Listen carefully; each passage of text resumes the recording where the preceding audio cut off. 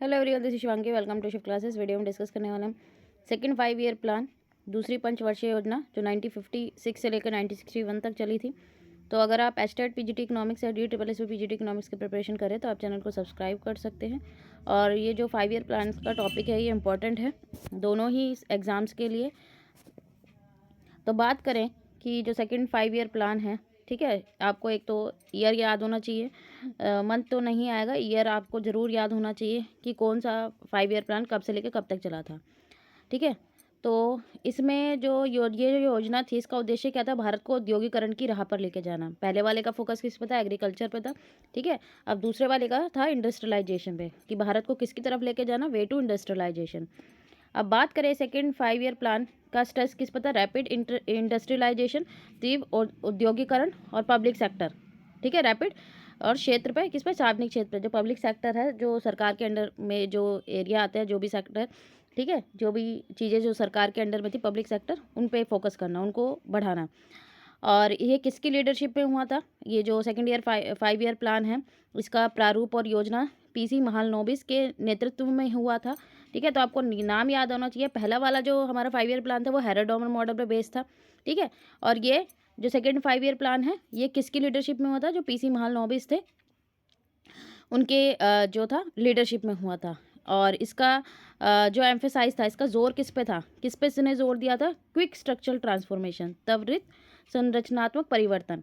ठीक है, तो ये जो की पॉइंट्स है ना, ये आपको दिमाग में होना चाहिए, क्योंकि यहीं से क्वेश्चन बनेंगे आपके एग्जाम में। और गवर्नमेंट ने यहाँ इम्पोज करा था टैरिफ किस पे? इम्पोर्ट्स पे। इम्पोर्ट्स मीन्स कि हम बाहर से सामान जो खरीद रहे हैं, बाहर विदेशों से जो सामान खरीद रहे हैं, उन पर टैरिफ लगाना। ठीक है, और जिससे क्या हो, जो हमारी डोमेस्टिक इंडस्ट्रीज़ हैं वो प्रोटेक्ट हो। क्योंकि लोग जब इम्पोर्ट करी चीज़ें महंगी हो जाएंगी, टैरिफ लगेगा, टैक्स लग जाएगा, तो चीज़ें क्या हो जाएंगी? महंगी हो जाएंगी, तो लोग अपने देश में बना सामान खरीदेंगे। ठीक है, तो इसीलिए गवर्नमेंट ने यहाँ पे देखो, फर्स्ट हमने पढ़ा है कि पहला फोकस किस पे था यहाँ पे? कि इंडस्ट्रियलाइजेशन। ठीक है, जो औद्योगिकरण है उसको बढ़ाना है। तो वो कैसे? कि सबसे पहले इंपोर्ट, जो बाहर से सामान खरीद रहे हैं उस पर हम टैक्स लगाएंगे, ताकि जो देश है, देश के लोग जो हैं वो देश में बना सामान खरीदें। अब इसकी टारगेट ग्रोथ कितनी थी? 4.5। ठीक है, टारगेट की लेके चले थे कि भाई हमें कितना ग्रोथ रेट चाहिए? 4.5% का, लेकिन उससे थोड़ी कम रही,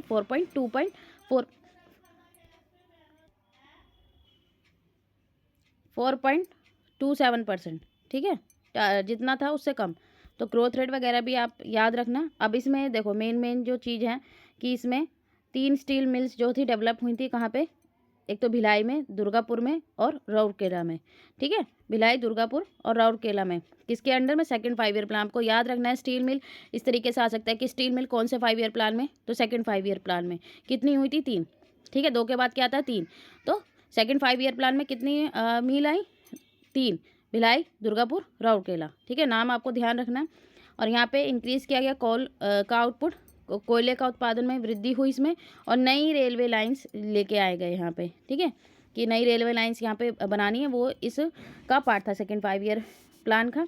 और यहाँ पे जो एटॉमिक एनर्जी कमीशन है वो क्रिएट हुआ 1957 में, तो पहली बार था ये। ठीक है, और जिसको किसने लीड करा था? होमी जे भाभा ने। तो नाम आपको याद रखना है। टाटा इंस्टीट्यूशन, जो फंडामेंटल रिसर्च है वो एस्टेब्लिश किया गया है एज अ रिसर्च इंस्टीट्यूट। ठीक है, टाटा मूलभूत अनुसंधान संस्था की स्थापना की गई, और ये एक शोध संस्थान के रूप में की गई थी 1957 में। और talent search scholarship programme identify करना आउटस्टैंडिंग यंग स्टूडेंट को। ठीक है, जो अपना करियर प्रिपेयर कर रहे हैं किसमें? न्यूक्लियर पावर सेक्टर में। और इस प्लान का जो एम था सेकेंड 5 ईयर प्लान का, कि क्या था? रिड्यूस करना पॉवर्टी, गरीबी को, जॉब्स क्रिएट करना। कि भाई इंपोर्ट पे जो टैरिफ था वो इसीलिए लगाया गया, भाई डोमेस्टिक जो चीज़ें खरीदेंगे तो प्रोडक्शन, डिमांड बढ़ेगी तो प्रोडक्शन बढ़ेगा। प्रोडक्शन बढ़ेगा क्या? जब जो भाई लेबर हायर किए जाएंगे तो जॉब्स क्रिएट होगी। और इंफ्रास्ट्रक्चर को इम्प्रूव करना। ठीक है, गरीबी कम करना, रोजगार को सृजन करना, बुनियादी ढांचे में सुधार करना। और साथ साथ गवर्नमेंट यहाँ पे क्या था उनका एम? कि जो करप्शन है, भ्रष्टाचार था, उसको कम करना और जो फाइनेंशियल सिस्टम है, वित्तीय प्रणाली है, उसको इम्प्रूव करना। तो यहाँ पे हमारा सेकंड 5 ईयर प्लान खत्म होता है, जो उसके मेन पॉइंट्स थे। आई होप आपको क्लियर हो गया होगा। अगर वीडियो अच्छी लगी तो like it, share and subscribe my channel. Thank you.